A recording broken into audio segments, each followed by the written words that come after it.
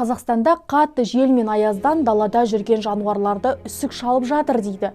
Көпшілік арасында тараған видеода ауа райы температурасы -52 градусты көрсетіп тұр. Рас па? Тексеріп көрейік. Қазақстанда ешқашан -52 градус болмаған, ал мына видеоның бірі 2018 жылы жарияланды. Кадр Астанада түсірілген. Жергілікті бақ мәліметі бойынша, сол кезде температура -45 градус болған.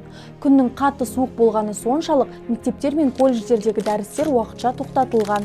Кейбір ұйым жұмыс уақытын қысқартқан. Кейін осы тектес басқа видеолар 2021 жылғы қаңтарда тарады. Ол Алматыда түсірілген. Ол уақытта да қатты аяз болған. Ал үсікке келсек, жануарлардың денесінен жылу үнемі бөлініп тұрады.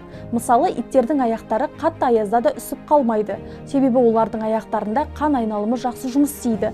Қаны ешқашан суып қалмайды. Қорытындылай келе, видеода көрсетілген температура қате, ал ондағы жануарлар